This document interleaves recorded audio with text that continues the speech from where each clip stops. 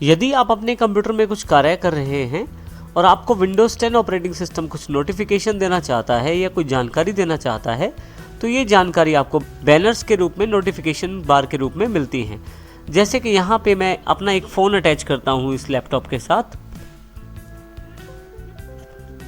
आप देखेंगे कि यहाँ पे एक नोटिफिकेशन अवेलेबल हो गया है और यहाँ पे जहाँ उसने मेरी डिवाइस का नाम बताया है वहीं पे अगर कुछ करना चाहता हूँ यहाँ मैं इस नोटिफिकेशन के साथ, तो क्लिक करके या टैप करके मैं कुछ भी इस पे अगला एक्शन ले सकता हूँ।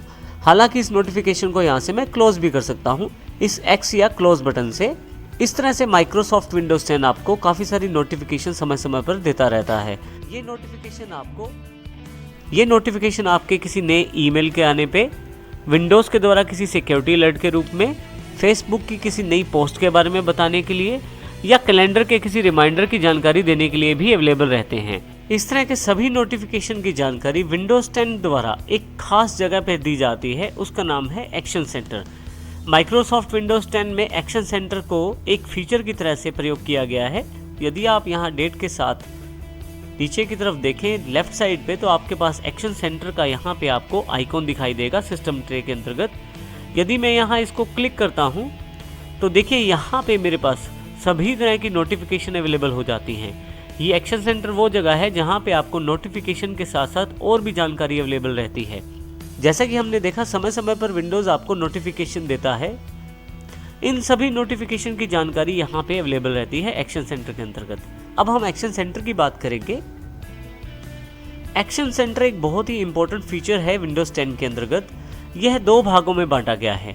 ये ऊपर वाला जो हिस्सा रहता है ये आपको नोटिफिकेशन देने के लिए प्रयोग में आता है। सभी तरह की नोटिफिकेशन यहाँ पे स्टोर होती चली जाती हैं और आप इन सबको बारी बारी से देख सकते हैं। चाहे तो उनको रिव्यू करके एक्शन ले सकते हैं और चाहे तो इनको यहाँ से क्लोज भी कर सकते हैं। जैसे कि यहाँ पे आपके पास यदि आप देखें, मैंने नेट से एक सॉफ्टवेयर डाउनलोड किया है और विंडोज़ 10 को लगता है कि वो हार्मफुल सॉफ्टवेयर है, तो इसकी जानकारी नोटिफिकेशन के रूप में यहाँ पे है। जैसे ही मैं माउस लेके जाता हूँ यहाँ पे, आप यहाँ कॉर्नर राइट हैंड साइड पे देखें तो एक एक्सपेंड का बटन है। यदि मैं यहाँ क्लिक करूँ उस नोटिफिकेशन की पूरी जानकारी अवेलेबल हो जाएगी। इसी तरह से यदि इसके ऊपर क्लोज वाले बटन पे क्लिक करूँ तो ये नोटिफिकेशन यहाँ से चली जाएगी, उसके नीचे वाला नोटिफिकेशन मेरे पास अवेलेबल हो जाएगा। इसी तरह से यहाँ पे भी मैं इस नोटिफिकेशन को रीड आउट कर सकता हूँ। ऊपर वाला जो सेक्शन है वो नोटिफिकेशन देने के लिए काम आता है। आप चाहें तो सभी नोटिफिकेशन को एक साथ हटा सकते हैं, उसके लिए आप क्लियर ऑल बटन का प्रयोग कर सकते हैं। जैसे मैं यहाँ क्लिक करता हूँ तो यहाँ पे किसी भी तरह की नोटिफिकेशन अवेलेबल नहीं है। एक्शन सेंटर के नीचे वाले हिस्से की बात करें तो यहाँ पे क्विक एक्शंस लेने के लिए काफ़ी सारे क्विक एक्शन बटन अवेलेबल रहते हैं। जैसे कि यहाँ पे आप देखेंगे टैबलेट मोड में कन्वर्ट करने के लिए टैबलेट मोड बटन है, कनेक्ट करने के लिए सिस्टम को आपके पास कनेक्ट का बटन है, कुछ नोट्स यदि आप सेव करना चाहते हैं तो नोट का बटन है, और यदि आप सेटिंग्स पे जाना चाहते हैं एक्शन सेंटर से तो ऑल सेटिंग्स का बटन भी यहाँ अवेलेबल है।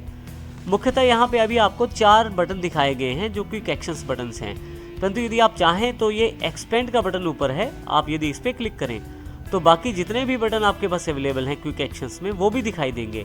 जैसे कि बैटरी सेवर, VPN, आप ब्राइटनेस सेट कर सकते हैं, वाईफाई से कनेक्ट कर सकते हैं एक्शन सेंटर के द्वारा, और इसके अलावा क्वाइट आवर्स, लोकेशन और एयरप्लेन मोड भी अवेलेबल है।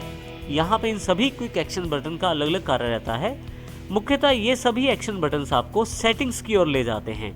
एक्शन सेंटर में जितने भी यहाँ पे बटन दिए गए हैं वे सभी किसी न किसी सेटिंग को रिप्रेजेंट करते हैं और आप उन सब सेटिंग्स का ध्यान रखते हुए अपने कार्य को आसानी से कर सकते हैं।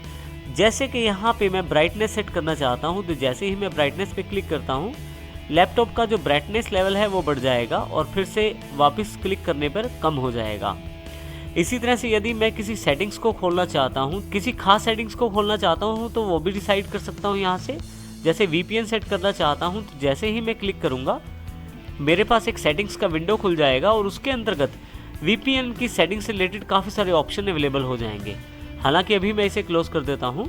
हालांकि यहाँ मैं दिखाए जाने वाले क्विक एक्शन बटन्स का चुनाव भी स्वयं कर सकता हूँ, इसकी जानकारी अभी हम बाद में लेंगे। परंतु यहाँ पे यदि मैं सभी सेटिंग्स खोलना चाहता हूँ अपने कंप्यूटर की तो ऑल सेटिंग्स पे क्लिक करूँगा। आप देखेंगे कि सेटिंग्स का एक विंडो आपके पास अवेलेबल हो गया है।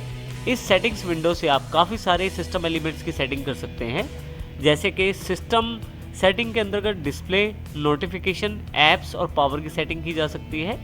इसी तरह से डिवाइसेस के अंतर्गत ब्लूटूथ, प्रिंटर या माउस से रिलेटेड डिवाइसेस, और इसी तरह से नेटवर्क और इंटरनेट के लिए अलग से अवेलेबल प्लेस है जहां वाईफाई, एयरप्लेन मोड और वीपीएन की सेटिंग कर सकते हैं।